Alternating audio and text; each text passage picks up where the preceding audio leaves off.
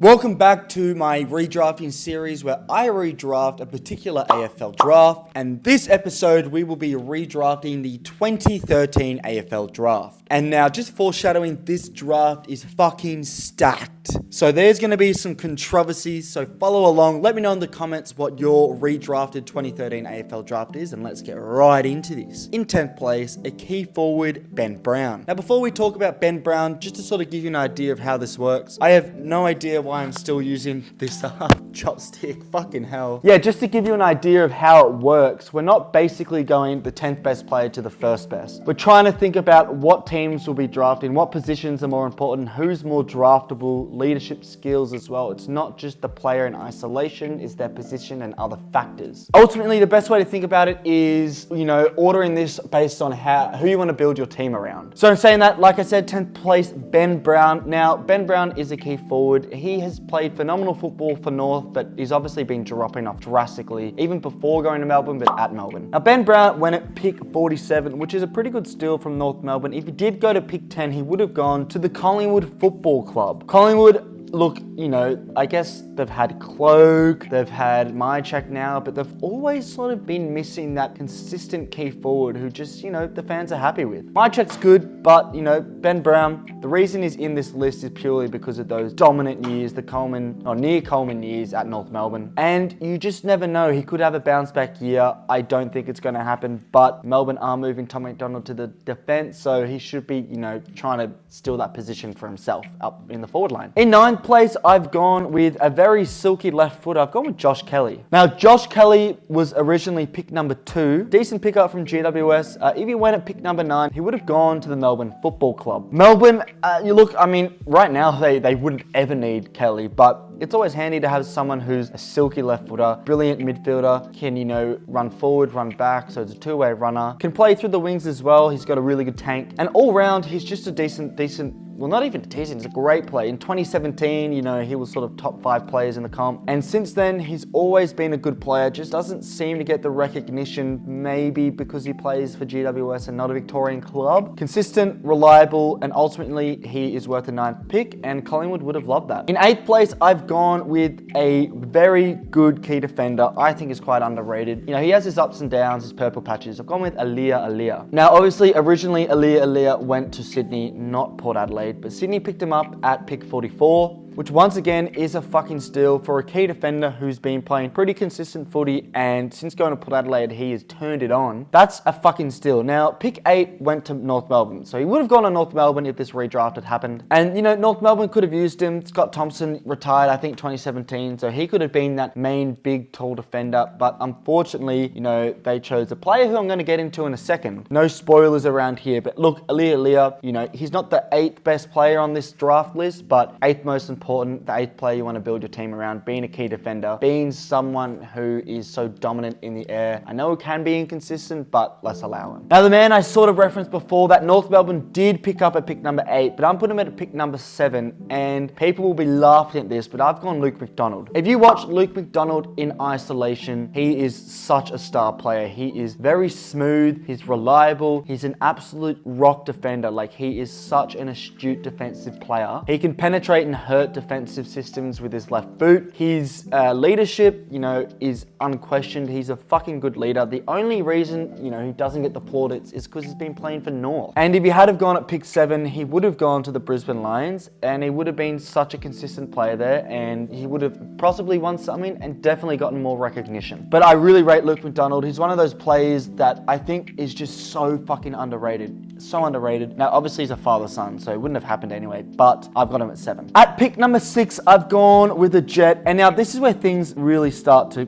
get decent, because pick number 6 is Charlie Cameron. And if Charlie Cameron's pick number 6, fucking you got 5 elite players from 1 to 5. Now, unfortunately for Charlie Cameron, hasn't won anything as of yet, but there's no denying he's just such a good player. Definitely top 3 small forwards for the last 5 years. Like, that is absolutely unnegotiable. Unnegotiable? Unnegotiable. Oh, fuck, I need to do English again. Fuck me. Yeah, no one can dispute that. Elite player. I mean, for the last 3 years, because of Toby Green's injuries, you can argue he's been the best small forward. Now, he did go to Adelaide, but he went at pick number 7 in the rookie draft, which is mind-blowing. You know, how that guy has slipped all the way down there is phenomenal. Now, if he did go at that pick number 6, he would have gone to Collingwood as well. So Collingwood in this redraft would have got Ben Brown and Charlie Cameron, which is your forward line almost sorted for a decade. And he would have suited Collingwood. Fucking such a good player, and every team wants him. Moving into the top 5. Actually, before we get into my top 5, I'm going to go through some honorable mentions purely because the draft's so stacked. I feel like I should mention some of them. Those who are unfortunate to miss out,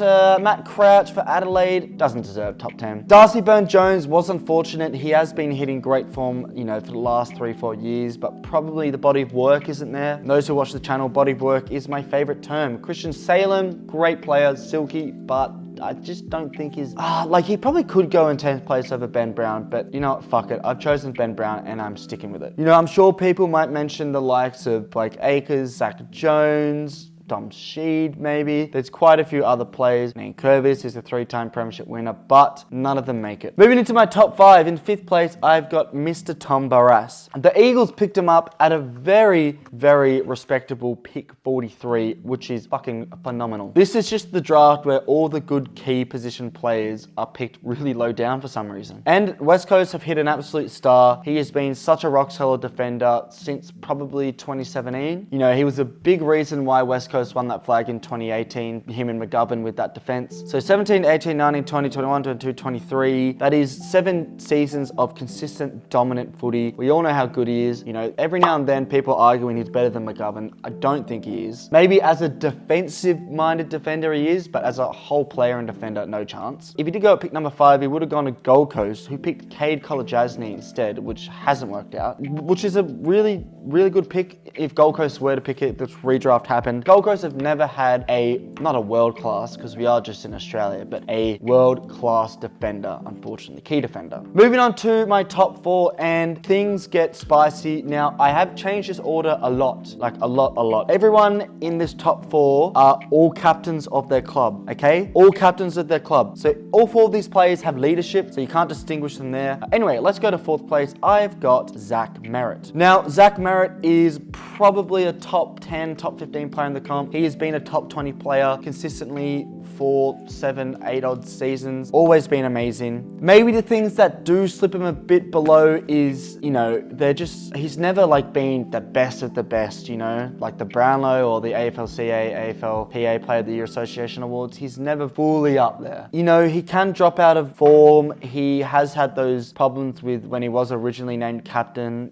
He's playing for a team in Essendon who have failed so much. So that's probably why he's not in the top 3, but there's no doubt he's such an impressive player. I mean, captaining now to a very good degree. Probably the best, or you know what, actually there is a better kick in my opinion, but one of the best kicks in the competition with that piercing left boot. Versatile, he can play up forward and influence games to a great effect. And overall, he is just such a good player, and he definitely deserves 4th pick. Now, if he had have gone at pick number 4, he would have gone, like you've probably already seen on the screen, he would have gone to the Dogs. And for those who are familiar with the draft, you know who the Dogs picked at pick number 4, and we'll get into him in a little bit. But the Dogs would have, I mean, everyone would fucking love Zach Merritt. Obviously, Zach Merritt is the guy. Yeah, originally picked 26, which is pretty, you know, I guess respectable. Like, I'm not that surprised he's that low, but what a fucking guy. What a player, maybe not what a guy. Anyway, let's move into the top 3. Now, in 3rd place, this guy was originally my number 1 pick. He is the key defender,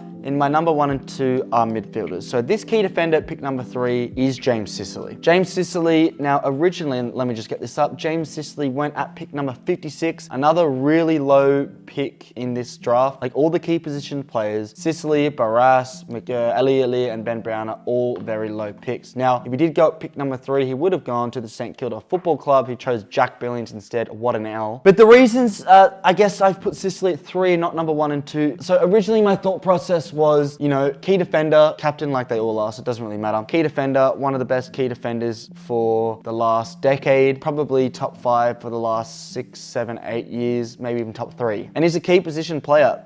A key defender is someone that any team would build their team around. But, you know, when I come to think of it, the 3 players in the top 3 are arguably in the top 5 players in the league and have been top 10 players in the league for the last 7-8 years. So we're splitting hairs here, like really, really thin differentiations or differentials between players and stuff. It is hard to compare him to 1 and 2 because he plays a completely different position. I would understand why I put it at number 1, but I just feel like even though his position is far more important than the midfield, I feel like you would be dumb not to pick the 1 and 2 ahead of him. Let's go to number 2, picked by Carlton, obviously the captain of the club, so you don't really have to use your brain for who it is. It's Patrick Cripps. Now, Cripps originally went at pick 13, pick number 2 went to GWS, so we would have gone to the Giants. Now, the Giants picked Josh Kelly, which, you know, in hindsight, it's not the worst pick of pick number 2, but they could have had Cripps. Patrick Cripps is, you don't have to say much about him. I could go on for many, many hours about Sicily, about Merritt, about Cripps, about my number 1. Patrick Cripps, simply, he's got a Brownlow, so he's obviously a star player. The only thing I would say, and this, I was tempted to put him at number 3, is very injury prone. Like when he's fit, he's definitely one of the best players in the comp, but those injuries are a little bit concerning and they're happening more often. And I personally, right now, would rather have Sam Walsh in my team because of his big game appearance. You know, he won the best finals player, and I want a big game player, not someone who gets all their votes and their big games against the West Coasts. And I'm not saying that's what Patrick Cripps does, but I'm just saying Sam Walsh is better in the big games. Cripps, look, I don't have to say anything else, really. And because I don't have to say anything else, let's get into my number 1. And before we do, in the comments below, I've just realized I've been holding a chopstick the whole time. In the comments below, let me know